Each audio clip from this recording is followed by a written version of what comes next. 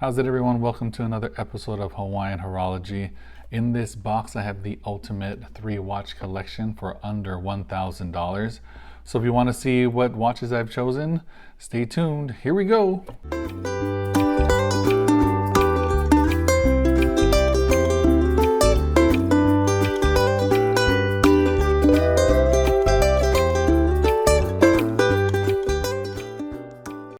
The first watch in our 3-watch collection under $1,000 will be the Seiko SK003, and it retails at $475, but you can probably find it online with a bit of a discount right now on exquisite timepieces. They are selling it for $380. In our collection here, the SK003 will be categorized as our everyday plus watch. Every day because it does sport a nice size that you can wear pretty much with everything. The Jubilee bracelet is pretty comfortable, is a little bit jangly like all Seiko Jubilee bracelets are, but it does work for every day. It has a nice design aesthetic to it. But the reason why it's an everyday plus is because it does have also the GMT complication.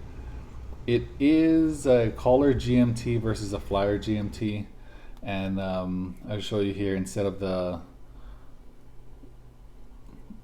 local hour jumping, it's the GMT hour that jumps. So you can still track 2 time zones. So you wind it forward and the GMT hand moves. You wind it the other way and the minute hand moves. This watch does not have a screw down crown, but it still has 100 meters of water resistance. So it is perfect for every scenario that you have. That's why this will be your everyday plus in the collection. The second watch in our collection for under $1,000 is the Teso PRX Quartz. This is the mint dial variant. Its current retail is $395, but you can probably get a discount on here. I think my wife got this one for me with maybe a 10 to 15% discount on the Amex. So maybe you can get it for around $330, maybe $360 or so. So with the two, our running total here is $380 plus $360. That is about $740. This Teso PRX Quartz with a mint dial, I think in our collection we could categorize it as a dress plus watch here. It is very thin, 10.4 millimeters tall, and the lug to lug is 44.6.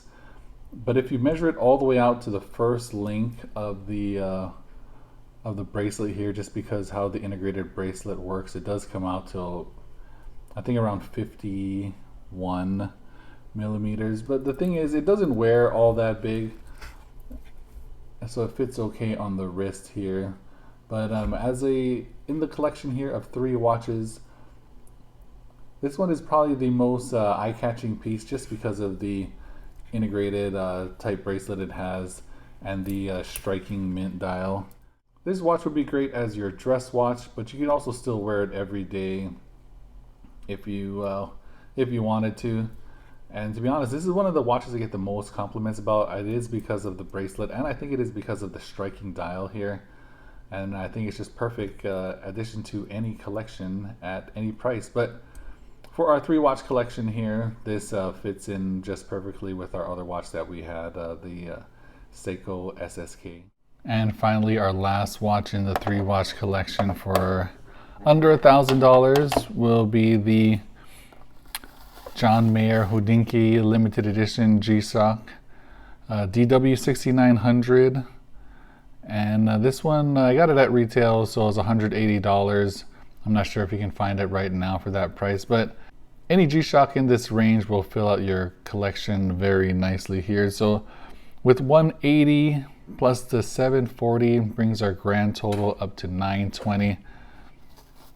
So you have about $80 left for a nice dinner. The reason why I chose this John Mayer DW6900 edition is just because I feel like every collection does need a G-Shock in there. And if we're going off a specific budget, like we only had $200 left to play with here, and You can get a 6900 for a lot less, but I do like this colorway, and I think this colorway is pretty unique. So it is a kind of a conversation piece. Some people have asked me about this watch just because it's an unusual color. Non-watch collectors will be like, "Oh wow, nice color here." And the reason why I picked the 6900 over some of the other models like the 5600 or the Casio Oak GA 2100 is just that I'm a huge fan of this model.